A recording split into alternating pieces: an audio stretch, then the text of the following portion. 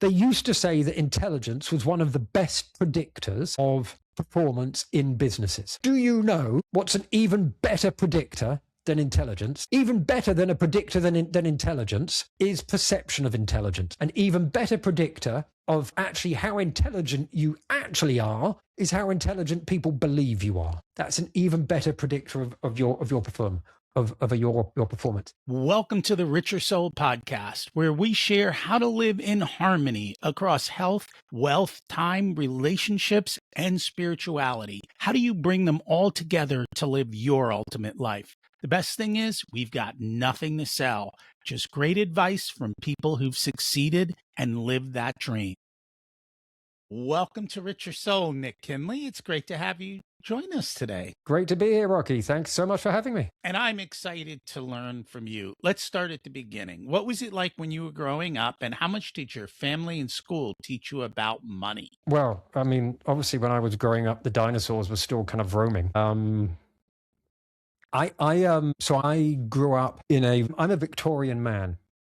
So my father left before I was born. So I grew up my mother was living with my grandparents. And that means, I mention that because that means that I grew up with my grandparents most of the time. My mother was working until I was the age of 7. And my grandparents were born in 1912.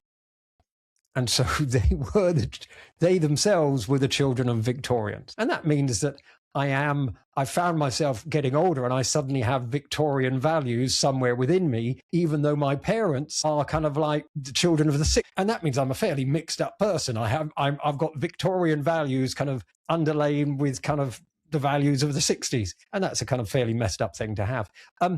So on the one hand, I've got these fairly conservative kind of views around saving, around being risk averse.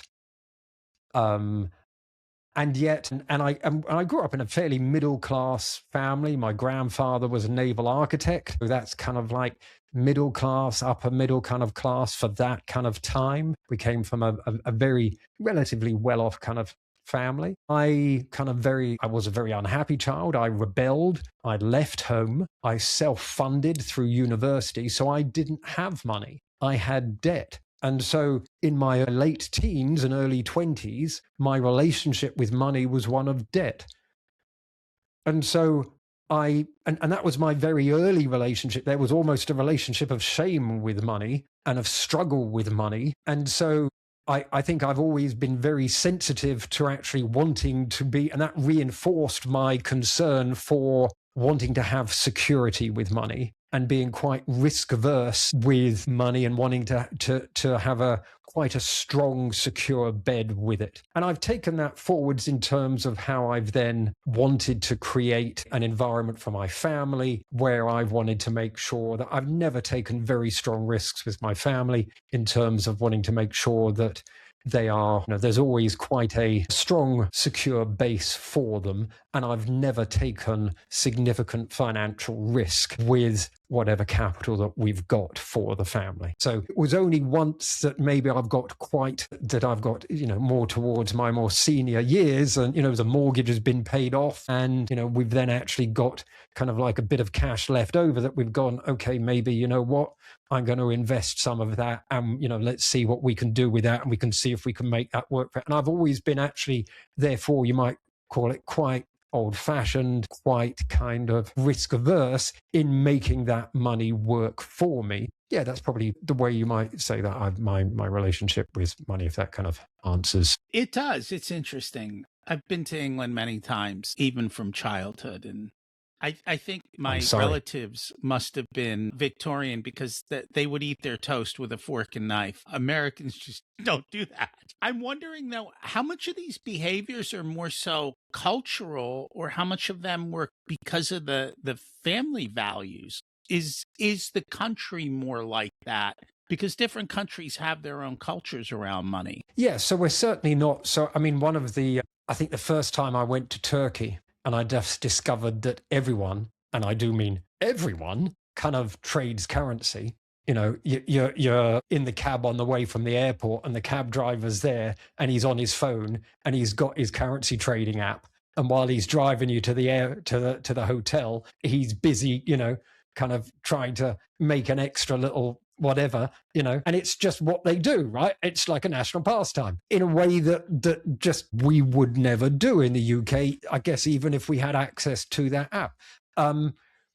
I think, so yes, some of it is cultural. I think there's always been a degree to which share trading has been viewed as has always had a slight reputation of gambling and has had a slight negative connotation and has been, there's been a degree of, are you being irresponsible to invest in shares, which in a way is quite ironic, because you might be viewed as, there might be a slight undercurrent of you're slightly irresponsible to invest in shares, but you're not irresponsible to have a credit card, which just from a sheer kind of financial economic point of view, you might argue that one is potentially more harmful than the other.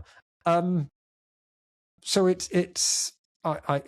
you're right, is weirdly, I do think there is something weirdly more cultural going on with it. But I just think from my own personal psychology, I do think it was reinforced by some of those deeper Victorian values, plus the fact that I grew up with debt and therefore I really did not like that experience, and security and financial security became very personally important to me. It's funny how these childhood things come back to haunt us as adults. And I think you said you didn't see your mother much till about 7 or 8, which means that 0 to 7 period you were with your grandparents, which is a major programming period. And you would know this much better than I, because you're a psychologist and a psychotherapist, and you're kind of well-versed in this area. So it's interesting how it comes together. I've always looked at money through that lens, but then I've now expanded to realize that so much of what we do is from that early childhood programming. So over the last kind of 15 years, much to my wife's dismay, I've written kind of 9 books, done a research program in combination with a colleague from over an IMD business school in Lausanne, has led to these. What we do is we go off and we go off to the academic research, pile through all the academic research, probably looking at about 1,000 papers per book. That I'm actually only 21 years old. That's why I've got this gray hair. And we try and kind of condense it into something that's intelligible and try and make sense of it and put it into a book that actually kind of is reasonable. And then we try and come up with a how-to. So what does that actually mean? And what on earth do we do about it? And the book before last was, the subtitle of it was called Rewriting Your Leadership Code, which is probably a bad title. But the subtitle was how your leadership makes you, how your childhood makes you the leader you are and what you can do about it.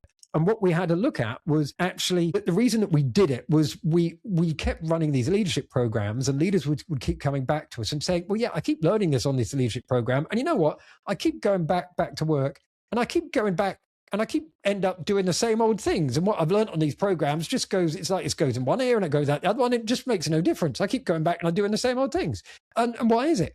And what we discovered is that we did a bit of research, and we said to leaders, how much of your day is spent running on automatic? And on average, leaders came out with this figure, which was 72% of their day was spent running on automatics. That's without time, from running from meeting to meeting, without time to think things through. And I think that's an underestimate. So that's just without time. I think it's an underestimate, right? And so that's without time. So they're just going in, no time to be thoughtful. And that's completely different from this picture that you get when leaders attend these wonderful education programs, and you get this beautiful picture in HBR of the thoughtful leader, right? The at poise. Here I am, the wonderful, thoughtful, deliberate, consciously mindful leader. All of that goes out the window. And what happens is you end up relying on your instincts. You end up doing what comes naturally. And sometimes that works. Sometimes what you're doing is based on relatively recent experience, right? What you learned from your last boss, what you learned on your last job, what you've learned from the last 10, 15 years, right? And sometimes it really works, and it works well. And sometimes it's based on what lies deeper. And we had a look, and we went back, and we found that there were 3 areas of functioning that are actually based on things much further back. And I'm talking really farther back. For example, right? And some of it before you're even born. for example, if you take the degree to which you express your emotions, right? So the psychologist will call it self-regulation. So whether you're someone who kind of locks it all up and a poker player, right? Or whether you're someone who everyone can read, right? That, and there's been study after study after study done, on average, and I do mean on average, they reckon is somewhere between 60 to 70% genetically inherited. When you say genetic, but when you say genetically inherited, is it like coded into DNA, like we have a gene for this, or is it more combination of genes, or is it more that your parents and your great grandparents and whatever lived through certain times and behaved certain ways, and that behavior is being more epigenetics than genetics? No, so that is sheer DNA. That's before we even get onto the epigenetics. That is sheer DNA. So just even think about that on a parental point of view. If you've got kids, right? If you've got kids, you've got a young baby, and you've got a young baby that's either cries all the time or is unresponsive. As a parent, you often think that's down to you, right? So either your baby doesn't smile a lot or cries a lot. You often think that's down to you. Well, you know what? 60, 70% of that isn't down to you whatsoever. That's just down to sheer genetics. Well, isn't genetics to you? Yeah, but it might be your grandparents, or it might be your parents, or it might be your partner, and it might be your partner's parents, right? And you know what? That's quite a sobering thought when it's a leveler. But then there's the other part of it, and you've just picked up on that as well. So let's take, for example, how we respond. This is something that every leader faces. How we deal with conflict, right? How we deal with conflict tends to be settled into us before we even enter school, let alone how we enter a workplace, right? And how you deal with conflict can be very broadly divided into one of three groups, right? One of three kind of basic stances, right? People either try to smooth it all over. Hey, Rocky, I'm really sorry, Rocky. It's fine. It'll be fine, right? Or they pull away, right? And they sit back and they observe it, right? And sometimes that can be cool because they'll be the objective one who try and sort it out, or they go in swinging, right? And typically you can divide people into one of those three camps, and sometimes you might do one of all three, but we've all got a default style that we'll do, that naturally will lean into more than one of the other three. We've all got it there. And that is actually tends to be based on the family environment that we grew up in, what we observed, and actually of the behavior of our parents the behavior of our parents towards each other, as much as how they behave towards us. And there's like your family generational behaviors. And they've probably got that from their parents. So the psychologists and psychotherapists will kind of call it family scripts, intergenerational family scripts that kind of learn. And you inherit before you even enter school, let alone a workplace. And these kind of things all kind of get... And anyway, so we found out that the information that you focus in on, so the types of things you focus in on, so whether your attitude to risk, whether you are optimistic, pessimistic, whether you prefer positive people or more critical people. So the types of things that you focus in on, the way that you manage your emotions and your approach to certain social situations, such as conflict, your attitudes to authority, those sorts of things. These three broad categories of things, they're all affected by childhood behaviors. And these sorts of things come out in moments of either pressure or uncertainty. You're far more likely to be drawn out to rely on these instinctive, unconscious behaviors when you don't have time to think. And evolutionary wise, they work pretty well, because you know what, when you're facing, and I'm sorry, I'm going to annoy people, some people now, because when you're facing a T-Rex, or, actually they're pretty good, reliable things, right? Because just survival wise, they're good. And I'm sorry, those people who know that we were never on the earth at the same time as dinosaurs, but just from sheer survival wise, right? They're there for good.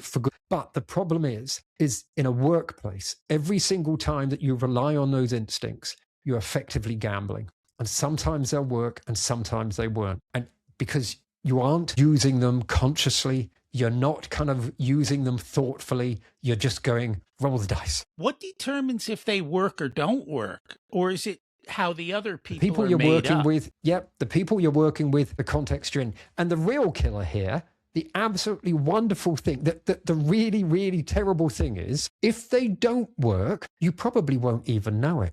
Because the thing is that most leaders don't fail, right? Most leaders don't explode in a ball of flames. Most leaders just become average. Most leaders die the death of 1,000 cuts. Most leaders slowly decay into average, right? We make small mistakes. We become suboptimal. That's what happens every time you gamble on one of these things and it's not quite the right response. Well, a small mistake happens, right? It's not quite the right thing. And it just slowly over time, these small mistakes accrue and it gradually hits your performance. And each time you won't notice it, but you know what? Over a month, over a year, over 5 years, this stuff accrues and it will hit you and you become less. So that sounds like the Peter principle, where you are promoted to your level of incompetence. Well, you just stay at your own level and you can become incompetent, right? Or you become... You could be, but the point is you hit a point where you are no longer productive, so to speak. You're no longer promotable or whatever. A lot of the work that I do, so a good part of the work that I do these days is, so I work as a leadership assessor, consultant and coach, but a good part of the work that I do is assessment. And part of the reason why, and I'm old enough and I'm lucky enough to only really work with CEOs and C-suite these days. I've got a very circuitous background. I kind of worked in prisons. I've worked with politicians. I've worked with royalty. I've worked with kids. I'm lucky, right? But I get employed not necessarily to find out which people are going to fail, right? Because by the time I get to see people, I mean, most companies, and I do a lot of work with private equity companies, they've seen enough people to know which ones are going to explode and fail. What they use people like me for is to try and figure out down the line, 6, 9 months, 18 months down the line, which are the ones who are going, where are these small mistakes going to accrue? That's the bigger risk for many leaders these days, especially because the world around us, I think, is becoming more uncertain, more kind of, because uncertainty makes all of these risks more likely.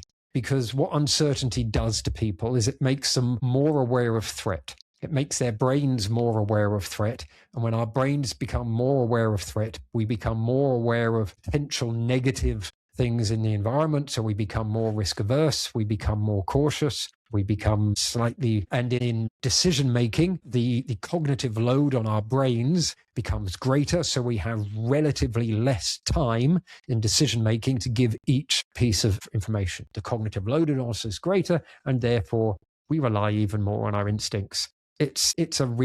Uncertainty is a really bad environment in which to bring out the best in people. And you said that's increasing at the moment. Is there a driver behind that, or is it just the natural rhythm of life, or what is causing the increased uncertainty, the less time to get stuff done? Is it just the way we've evolved as a society? So if you wind the clock back 10, 15 years ago, everyone was saying VUCA, right? Volatility, yes. Uncertainty, whatever, right? And I think we were in a place, there's a very good argument to be said that we were in a place where episodic volatility was certainly what was going on then, right? We were having periods of very high volatility. We had the banking crisis, and then things would calm down a bit. And then there would be another high period of volatility, and then things would calm down a bit. That was the idea. There is a lot being written at the moment that what has happened, and there are some very good mathematicians and theorists out there who are putting some very complex number sets behind it to try and prove it, that what is happening at the moment is that we have moved beyond episodic volatility, and that ever since COVID, that what has happened is that uncertainty has become baked into the system. Uncertainty has become structural because we've just been hit by too many things. It's just one thing after another. And certain political leaders have reinforced that. And it has just been one thing after another thing, after another thing, after another thing. And the old world order has just broken down in such a way that actually the economic environment is such now that it has just become unpredictable. And we don't have any periods of relative rest at the moment, of relative stability. And at the moment, we are just in a period where it is just uncertain. There hasn't been a period of relative predictability for the last 5 or 6 years.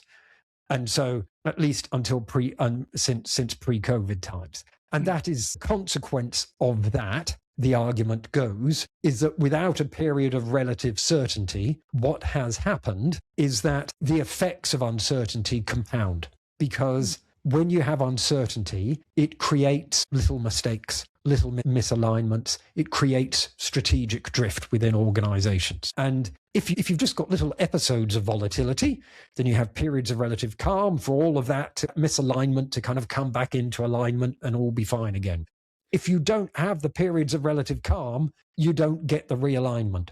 And so what's happening is it's just compounding. And so that drift is becoming harder and harder to fight. And so the argument goes is that whereas 5-10 years ago, you know what, maybe agility was the key thing we needed from all of our leaders, being agile in the moment. Whereas actually today, what we need from our leaders is not so much being agile in the moment, but maintaining some kind of strategic grip and fighting strategic drift and actually keeping our businesses on track over time. And actually that's the bigger challenge, not being agile in the moment, keeping businesses on track over time. And that's the challenge of the moment. That is the argument. I certainly think there is a degree of whether or not you buy into the mathematics of permanent uncertainty. I do think there is a strong argument that says that the strain, the psychological strain on leaders is materially different today than it was pre-COVID, just in terms of the political and business environment, how it exists today than it existed 6-7 years ago. I just think it's different in terms of what it does to leaders and how it's affecting. So we've talked about this before on the show. There's a book called The Fourth Turning, and it goes through timelines.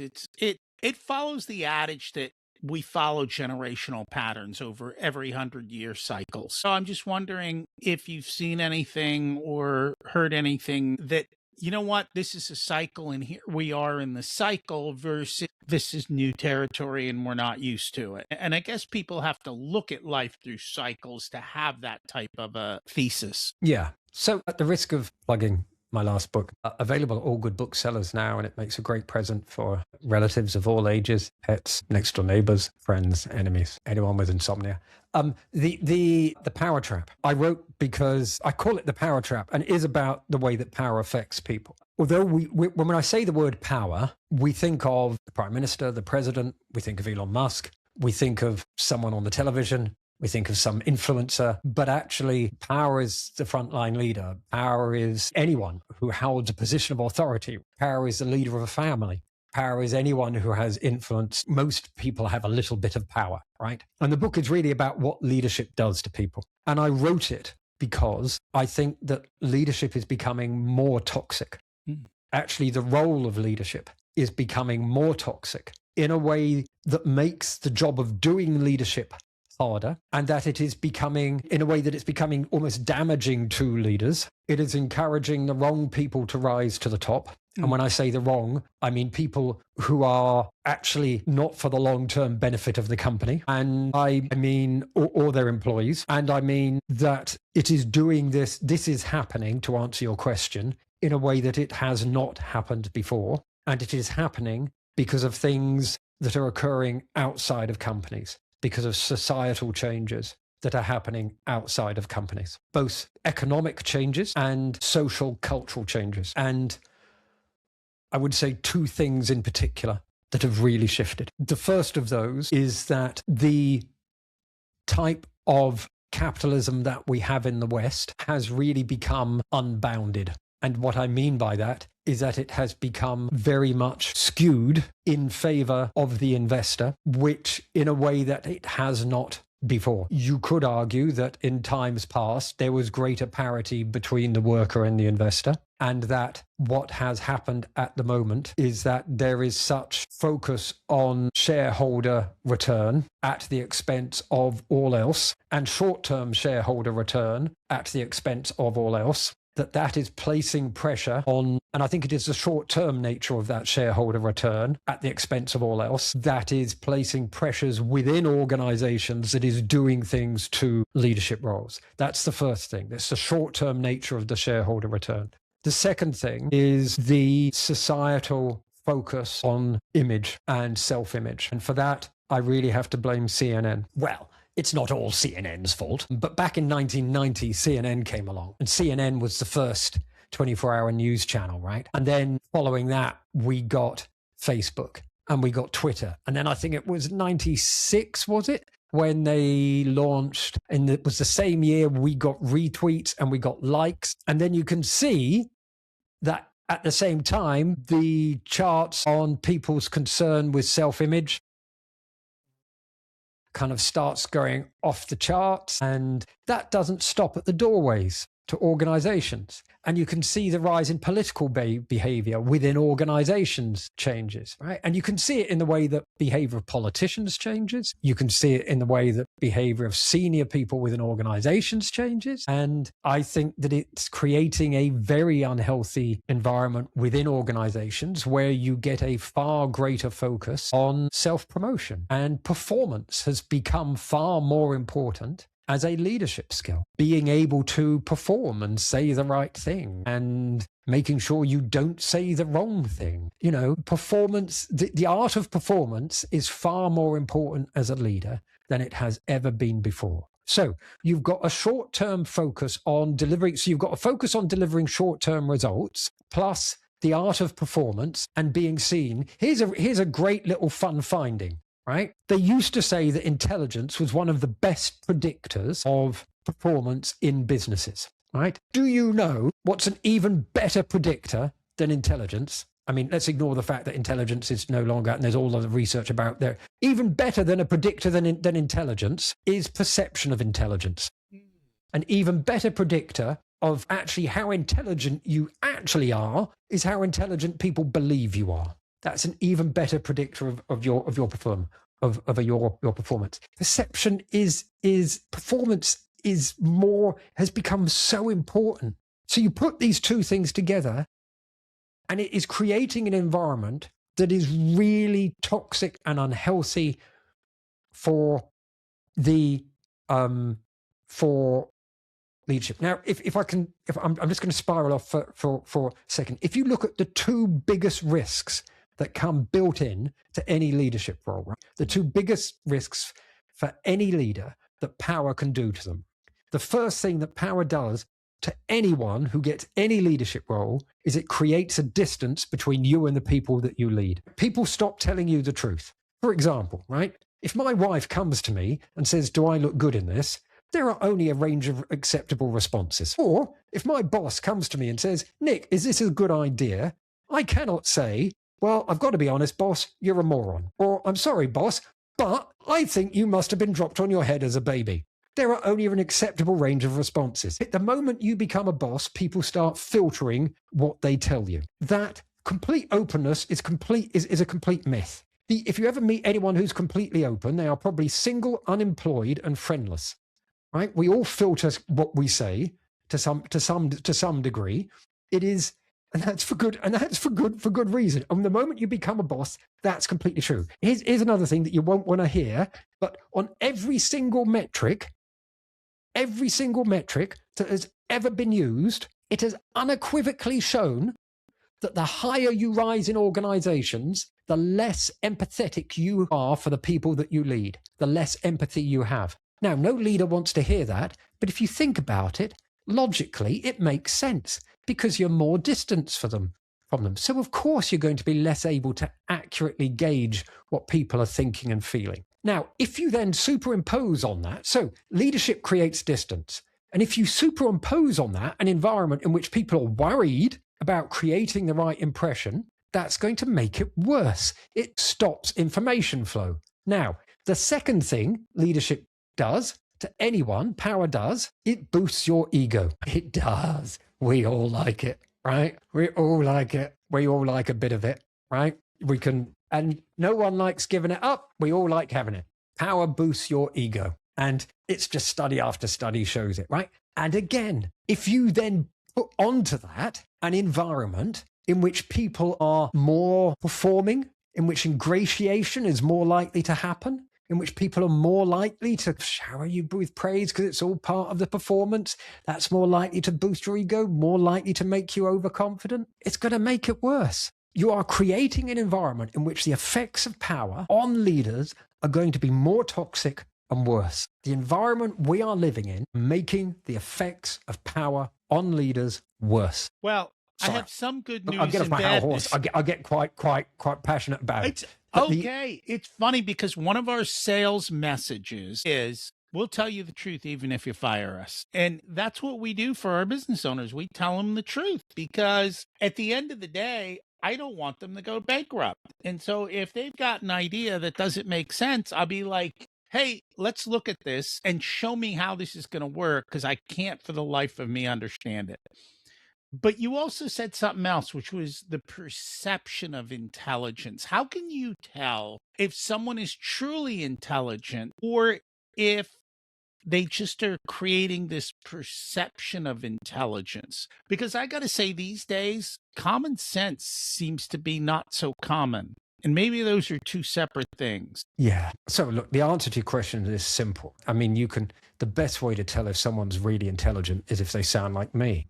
I think that's clear and simple. I'm full stop. I mean, let's just finish the question there. Finish the interview, finish the question, done. We're done. That's it. Full stop. Next question. No, I don't think there is an easy answer to that question, right? But actually, because one of the simple rules of assessment is that it is far, far easier to spot failure points than success points. So it is far easier to predict failure than it is success. So it's far easier to say you are far more likely, far more able, easier to predict a bad candidate than a good candidate. And in the same way, I think it is far easier to say this person's not that bright. I don't think it's always easy to say this person's truly intelligent because someone can sound intelligent without actually being so. So what are those items that you look at to determine failure points? What is it that you're looking at that will give you those signals? So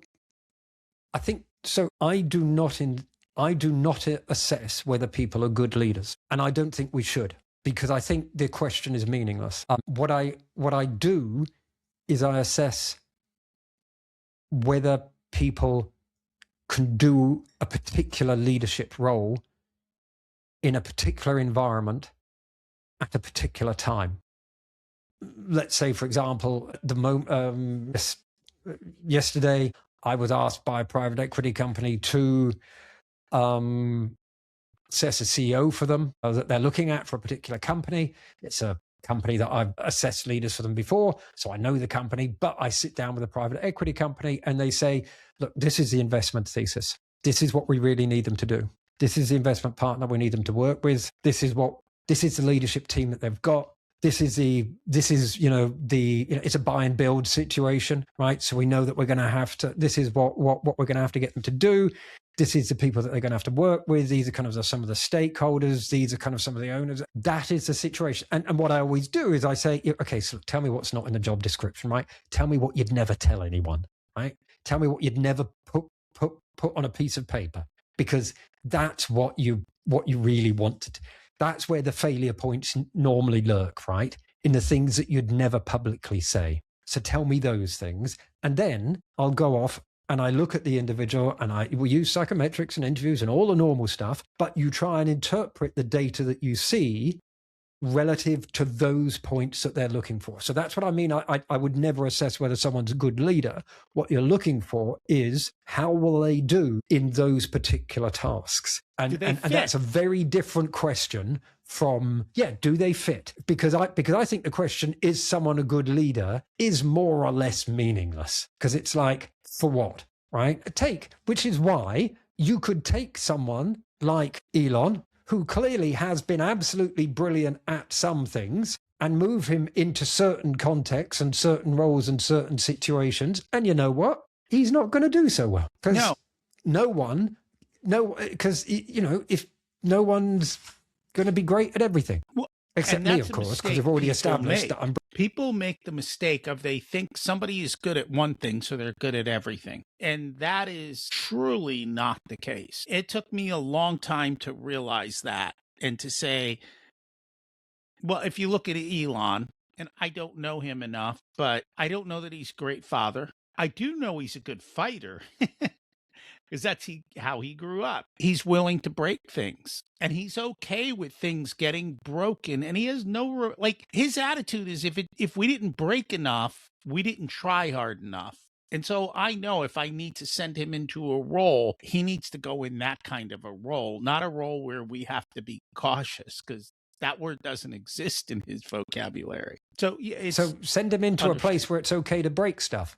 And if it's not okay to break stuff, maybe don't send him in there, right? Don't send him in there. No. And he's actually the one who's going to probably tell you the truth, right? Whether you like it or not. Well, unless it's about him. Unless it's about, well, that's everybody. Well, it's some more so than others. Look, I think that the point is that I think we're in an environment that we tend to think of this kind of. I wrote a piece in this paper recently that we kind of. I think we live too much in a Marvel world, right? Where we're waiting for the next great leader to come along. And partially, we can see that in our politics, right? That we kind of vote for the next great leader, right? Let's have the next great hero come along. And actually, it's the systems that we probably need to change. And it's the same with organizations. That we look for the next great CEO, or a team's not quite right, so let's get rid of that leader and let's bring in the next leader. And maybe the system around the team isn't right, or maybe the structure's not right, or maybe we kind of think that a leader's been great in this previous job, so he's going to be great in this job because he's a great leader. And you know what? There's a headhunter over there who says he's a great leader. He may be a great person. He may be a good person. But that's different from can he do this role and what's going to happen to him over time, right? What's going to happen over 9 months, 9 months, 12 months? We can all probably guess what's going to happen in that honeymoon period. But, to me, the meat of it is really what happens to him after that honeymoon period is over. How quickly do they become average? Well, most leaders, especially in S&P 500 companies, aren't there for a very long time. How do we keep empathy as we grow, not growing as a leader, but growing meaning you're put into higher and higher positions? How do you, as you step up as a leader, not let go of that empathy? So I think it's really simple and really, really impossible at the same time, right? I think it's about being curious. I think it's about asking questions. And I think it's about keeping. So first of all, let's think about what do you mean by empathy? Because when we talk about empathy, I think sometimes we mean classical kind of traditional empathy, which is when someone walks into the room, do you intuitively know what they are feeling? Do you feel what they are feeling? That is the traditional literature view of empathy. And that has a role in business. It can be useful.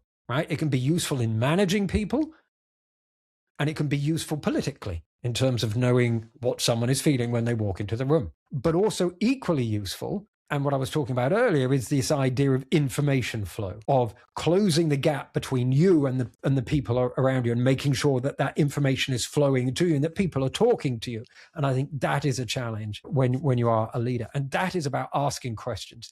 That is about just keeping that door open, about just continually asking people, get people talking. Just, what do you think? What do you think, Rocky? What do you think? Hey, Rocky, you're the expert. What do you think? Just, what do you think? Yeah, what do you think, Rocky? What do you think? Get out of your office. Just, what do you think? And just, I don't know. Listen. There are a million and one ways to do it. The book before the last one was called Leadership OS, Leadership Operating System. Another plug. There's about 40 different techniques in there for how you can do it. Tell you what, here's one of my favorite ones I read recently, right? Really recent bit of research, only come out in the last year.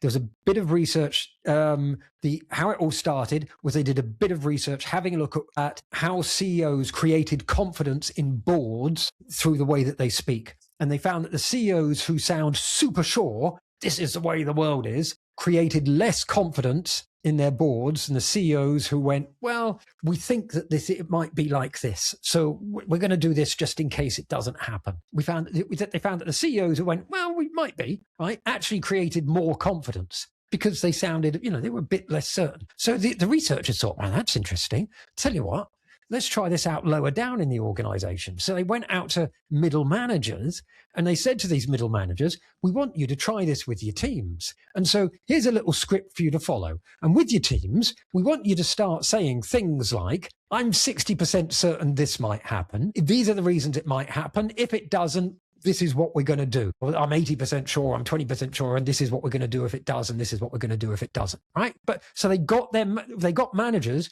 to talk in terms of percentages, in terms of certainty and uncertainty, right? And then what they discovered in terms of how teams responded is that team members were more likely to voice uncertainty in response. So team members were more likely to turn around and go, do you know what, boss? I'm not quite too sure about this. And that means, go on. That sounds like vulnerability. When you're vulnerable, other people are vulnerable. It's the same thing. When you're uncertain, other people are uncertain. So it was a really cool finding, because I think that as leaders, we think we have to sound certain, right?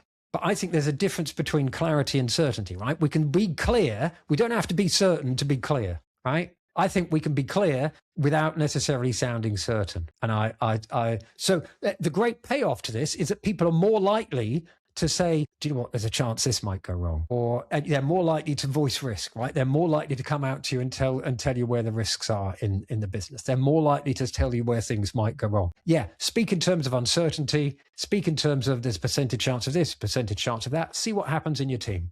Give it a go. That's the second thing we do. We show our clients where the risk is. Like, hey, we see all these things. Not to say it's going to happen, but if these are the risks, do we need to have a plan in place, or do we at least need to prepare or be aware of it so that we can notice that, that risk is becoming reality.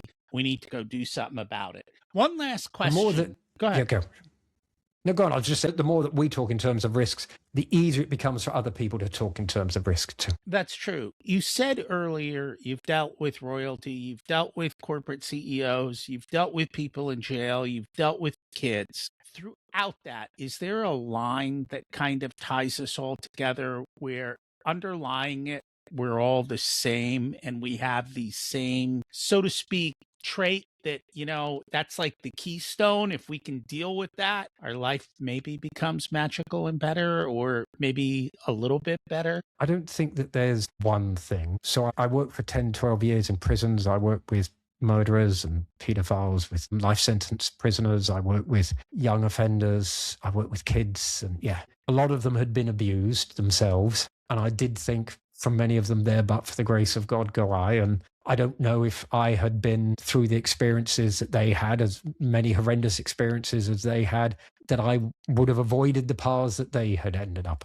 And that's not to excuse their behavior. It is just to say that I am amazed that they had found a way to survive, let alone anything else. So horrendous were the experiences some of them had gone through. At the same time, I think horrendous experiences privilege can sometimes be a horrendous experience dressed up as something else sometimes. Horrendous experiences can be dressed up as all sorts of things. I think that happiness and unhappiness is always found in our relationships with others. And I think that for me is always it. Our experience of our relationship with others is ultimately what it all boils down to. And if you are happy or unhappy with your relationship with others is what it all boils down to.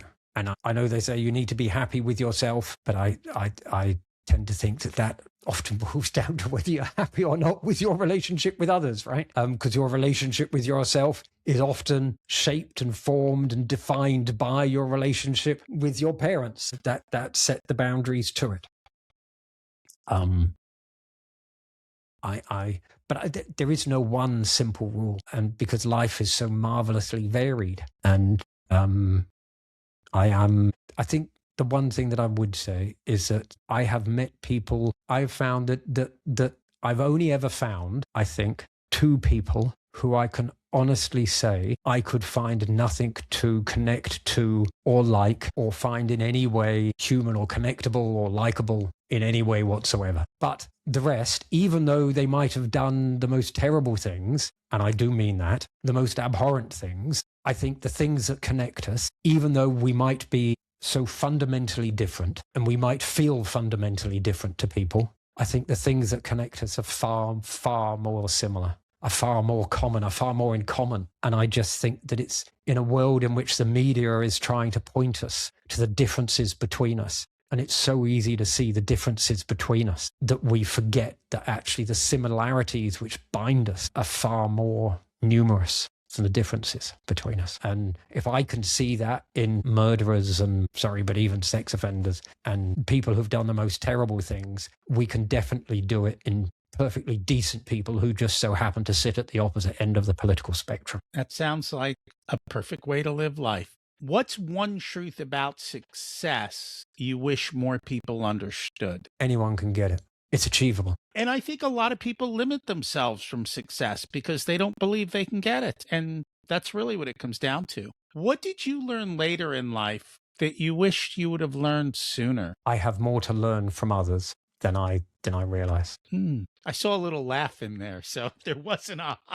I thought you were going to say something like, yes, dear, because I know how well you've dealt with people of all ages. If you were to give an 18-year-old one specific piece of wisdom, what would it be? Exactly what's being asked of you, and then do more. At 18, I don't want to do what's asked of me in certain situations. And I guess it depends on what it is that I'm being asked to do. Yeah, sorry. I meant at work. If you're at work, do what's being asked of you, and then do more.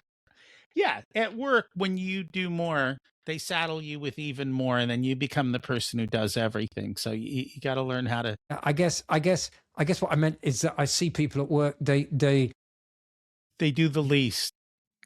Yeah, I think these days just so first of all, you just need to get it right. So actually just figure out what it is people want from you and do that thing, and then make sure you do the extra little bit. You figure out what's the cherry on top, and then give them 2 of it. It's not that hard. If people would like to learn more about you and your numerous books, how can they do that? Well, there is General Divinity, and you can I'm sure there's something, or you can look me up on LinkedIn, or you can find me at nikkinley.com. Or there's LinkedIn, or I've got a Substack, which is Substack Nik Kinley or something like that. But yeah, nikkinley.com, LinkedIn, those are the places. And we'll put that out in the show notes. Thank you so much for joining us today. Rocky, thanks very much for putting up with me. Hey, thanks for checking out the full unedited video of the Richer Soul podcast. You can get the full audio podcast with intro, outro, and a ton more details here on YouTube or whatever your favorite podcast player is. Don't forget, we've got hundreds of episodes for you to go back through, and you can also get episode information on the Richer Soul website as well. Don't forget to subscribe so you're automatically updated as to what's going on and every time we release a new episode. The first few episodes of the Richer Soul podcast actually lay out the entire framework that everything is built on over all of these years. So check them out as well. Thanks for listening.